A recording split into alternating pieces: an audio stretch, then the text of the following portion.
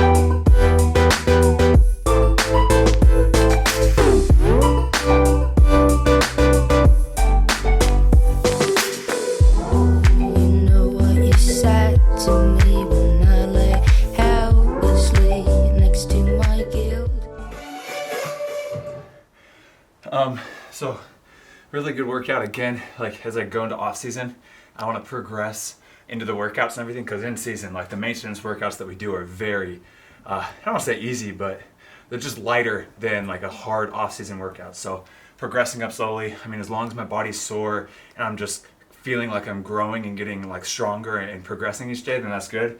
But it'll probably be about 2 or 3 weeks before I really get into the really intense workouts. So that was good.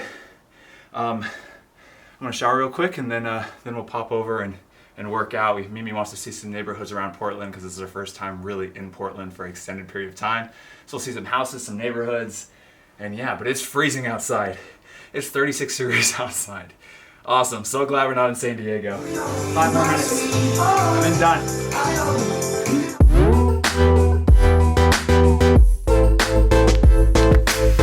I gotta show you something. Come here. Look what came in the mail yesterday. Oh wait, they're all at the bottom of this. Hold on. It's not exciting yet.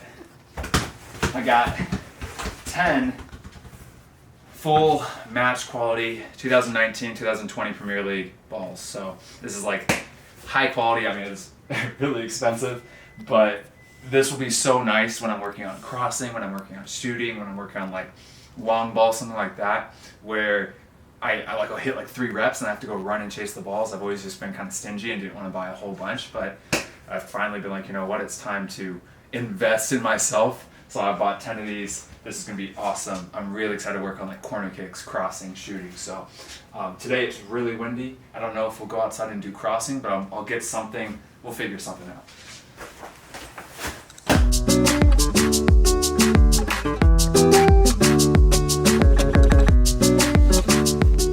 Okay, here's breakfast. We have an orange, a big protein smoothie with blueberries, raspberries, protein. Oh, I forgot strawberries, whatever. And then we have some potatoes, 4 eggs, spinach, and that's it. So that's gonna be breakfast. I'm doing a really good job trying to gain weight. I've already lost 0.2 pounds, so right on track. No, but we'll get there. We'll get there.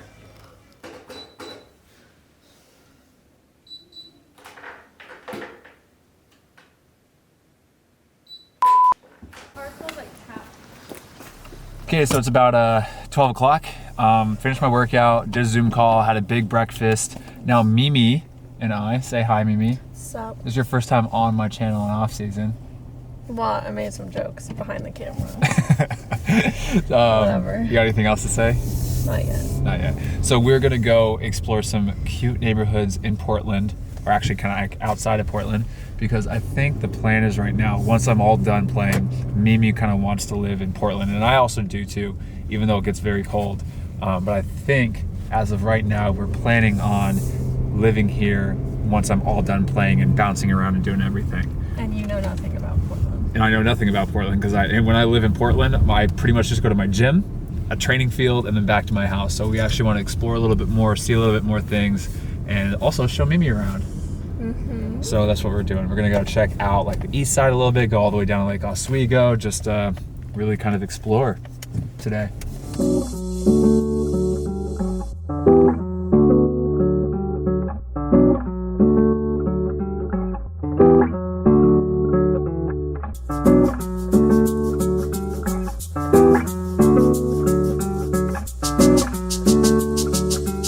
So just like last year's off-season series, I really like that continuous Q&A where basically I take one question from the comment section of the previous video and I answer it in the next video. So I randomly am going to take a question, not randomly, I chose this question, but I'm going to take a question from the last YouTube video, a question that I really like, and I'll answer it in this video. So once again, comment your questions for the next video and we'll keep it rolling through the entire off-season series.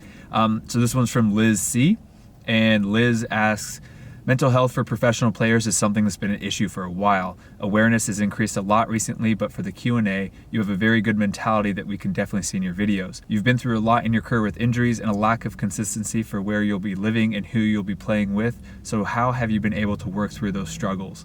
What has helped you to prepare and cope with things like that both on and off the field? And is mental health something you try to improve and maintain? So I really think that's like a two-part question. And like for the first thing is I think mental health is very important. And I talk about a lot of balancing life so you're not just a robot constantly, because you can definitely burn out. And I've been through periods of my career where I've focused too much on just soccer or too much on just my performance and have missed that social aspect or missed the fun aspect of life.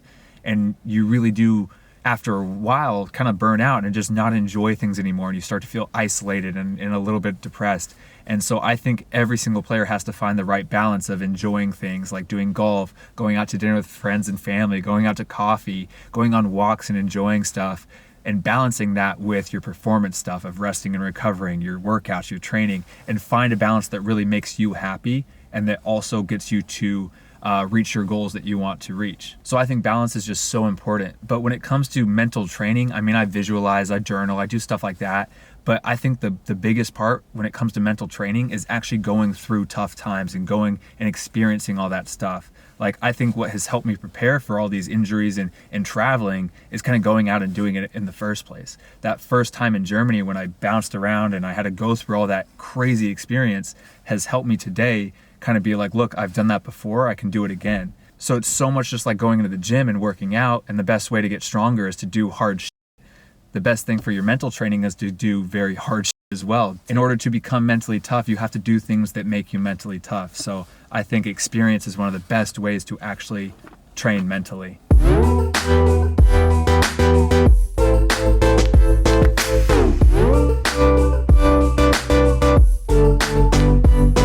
So I'm gonna get a little wall juggling session. I wanna be out here for about an hour.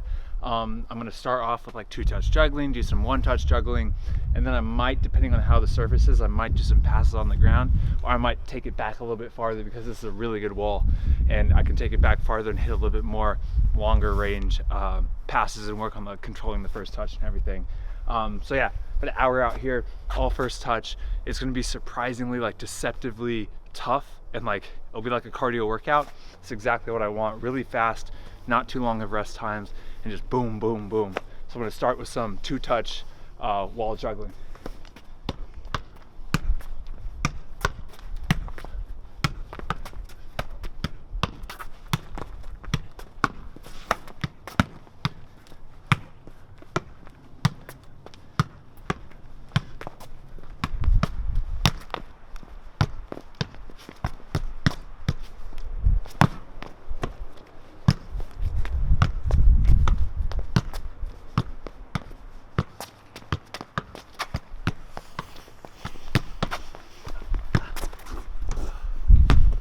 And then going back to that question about mental training, about what you do to prepare for those challenges like injuries, and to prepare for going abroad and being alone, and to prepare to going through all the struggles that, you know, I've gone through my career.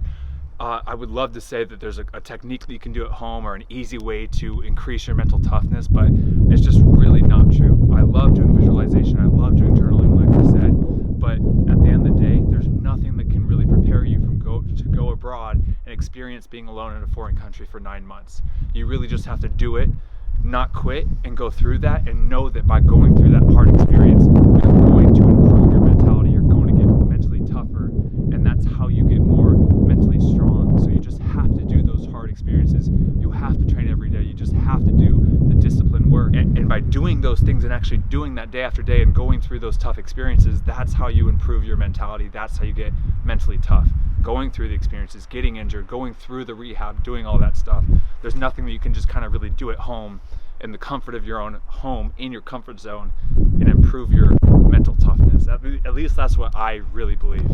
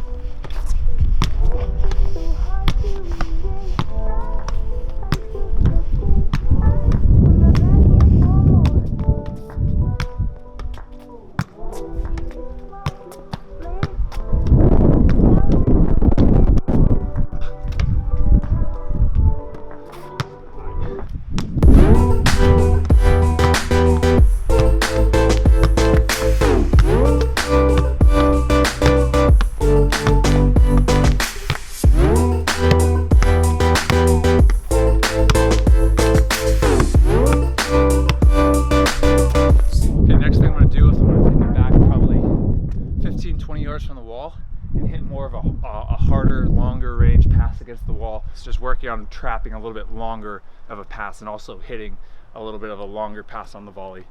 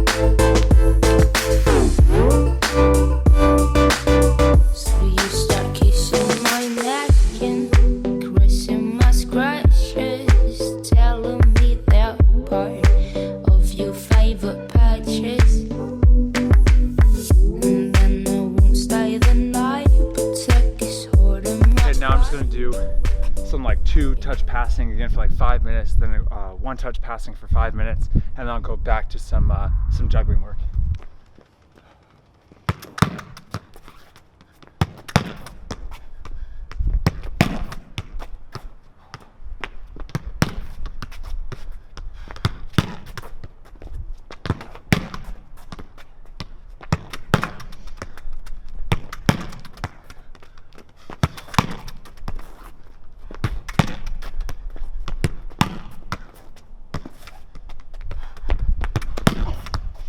It's not the most smooth surface for like 1-touch passing, so I just did 10 minutes of 2-touch passing instead, and really hit the ball. It's like not as hard as I could, but really firm, so it was going to be really challenging to control the ball.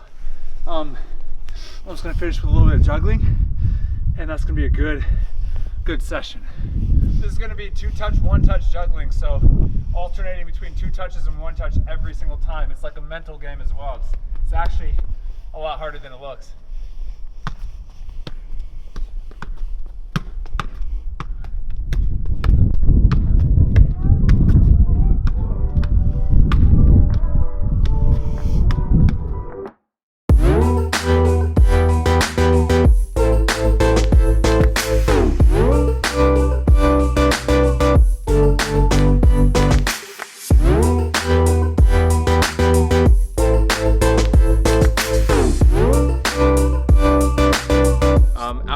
just under an hour. I'm a big believer in doing short, sharp, really focused, intense sessions and doing that consistently 5-6 times a week versus some people going out and doing 2 hours 3 times a week or 2 times a week. I don't know, everybody's different. If you can go 2 hours every single day, yeah, I mean, you're a machine. But yeah, individual sessions, when you're getting so many touches, you have to stay so focused. I like to go about 45 minutes to an hour and 15. And when I have a partner or a small group, I'll go up to like 2 hours plus with that. So that's just personally what I do. Everybody's different, everybody does their own thing, but I think the quality of the session is always like the main part, the main focus. All right. Ooh. Another thing I see going back to just being more consistent, but doing maybe shorter sessions versus doing very long sessions and then just doing like maybe 2 or 3 times a week, is that I see a lot of players getting so excited about their individual training programs, especially when they enter into off season or something, and they go way too hard, way too fast. They burn themselves up, and it's just not realistic to keep that training schedule every single day. And they kind of fall out of the habit of it, and all of a sudden they're taking weeks off and months off, and it's just a lot worse to be that inconsistent, like one great week and then a terrible week, or going hard and training for like 3 weeks really well and then taking 4 weeks completely off. So I always have that mentality of like slow and steady wins the race. I have a 3-month off season. Let's do this 5 times a week, 45 minutes minimum, and I'll see amazing results just from that. Okay, here's dinner. My mom made a little turkey skillet with some veggies in here. Mom, what's in here? Red peppers, yellow peppers, onions, mushrooms, spinach, and ground white meat turkey. So we got that. We got some turmeric rice. We got some normal rice. We got some guac. And is this broccolini? Yep. Broccolini. So get myself up a plate. You don't want to eat with the family?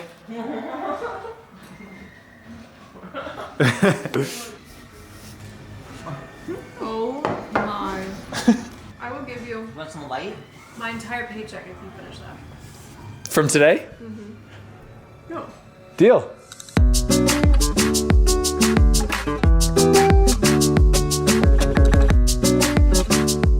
Okay, now we're gonna end the night watching Schitt's Creek. You can't say that. The show. Anyway, I'm having a big bowl of chocolate mousse royale from Baskin Robbins on the weight gain train, and also the enjoyment train. So we're gonna watch this, hang out, and then it's getting late. I can't read analog. What time is it? It's only 7:45. It's getting a little bit late. So we'll watch one more episode, then probably go upstairs and maybe watch some Great British Bake Off as we fall asleep. How's that sound, maybe? Good? All right, let's watch it. That's our dog. All right, it's 8:16. Just about to go to bed. I'll probably watch something, or I'm gonna read a little bit. I finished that Dune book, that sci-fi book. So I'm on the second book now, the Dune Messiah, I think is what it's called. Really, really like it.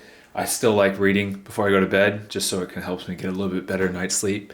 But yeah, another day of off season, episode 2. Hope you guys are liking the series. This is my favorite series to do on my YouTube channel. I just love it. Hopefully I start doing some partner training sessions or some small group sessions here soon.